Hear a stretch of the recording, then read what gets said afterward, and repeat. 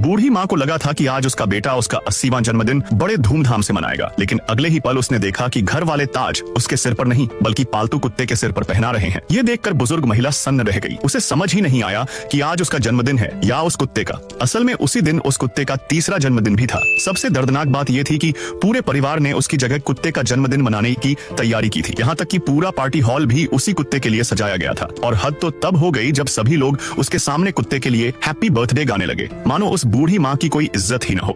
दुखी होकर वो आगे बढ़ी और कुत्ते को हटाने लगी, लेकिन तभी उसकी पोती ने उसे रोक दिया। वो बोली, दादी दूर रहो, कहीं हमारे डॉगी को डर न लग जाए। ये सुनते ही बहू भी भड़क उठी। उसने ताना मारते हुए कहा, ये सारा खाना वैसे भी कुत्ते के लिए बनाया गया था। बूढ़ी माँ को तब जाकर सच समझ आया। सुबह बेटे ने उसे फोन करके तैयारी करने को कहा था और वो खुशी खुशी सब संभाल रही थी। उसे लगा था कि परिवार को उसका 80वां जन्मदिन याद है, लेकिन असलियत में सब कुछ सिर्फ कुत्ते के लिए था। अब उसका दिल पूरी तरह टूट चुका था। वो गुस्से से बेटे पर चिल्लाई, तू इतना एहसान फरामोश कैसे बन गया? अपनी माँ का जन्मदिन भूल गया, लेकिन कुत्ते का जन्मदिन याद है? फिर उसने पूछा, तुम लोगों के लिए ज्यादा जरूरी कौन है, इंसान या कुत्ता? लेकिन बहू बिल्कुल भी शर्मिंदा नहीं हुई। वो उल्टा बोली, आपकी उम्र हो चुकी है, अब जन्मदिन मनाने की क्या जरूरत? फिर उसने कुत्ते की तारीफ करते हुए कहा, हमारा डॉगी 3 साल से इस घर को खुशियां दे रहा है, आपने आखिर किया ही क्या है? ये सुनकर बूढ़ी माँ का दिल अंदर तक टूट गया। उसे एहसास हो गया कि जिस बेटे को उसने इतने प्यार से पाला वो कितना नालायक निकला। यहाँ तक कि उसकी पोती भी उसी के खिलाफ खड़ी थी। उसे लग रहा था कि दादी ने कुत्ते की पार्टी खराब कर दी। अब बूढ़ी माँ की आंखों में सिर्फ ठंडा गुस्सा बचा था। वो बोली, अगर तुम लोग मुझे चैन से जीने नहीं दोगे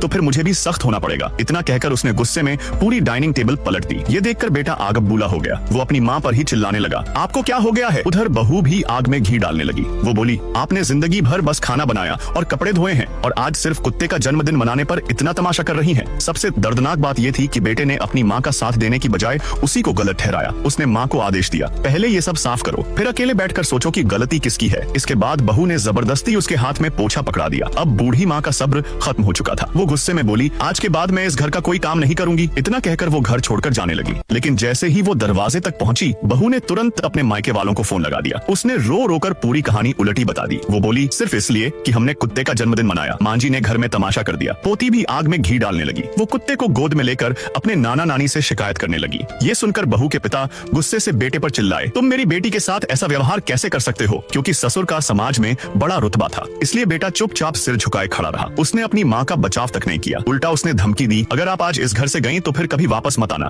बूढ़ी माँ दरवाजे पर रुक गई। उसने पलटकर दृढ़ आवाज में कहा, आज के बाद मेरा तुम लोगों से कोई रिश्ता नहीं। और फिर वो बिना पीछे देखे वहां से चली गई।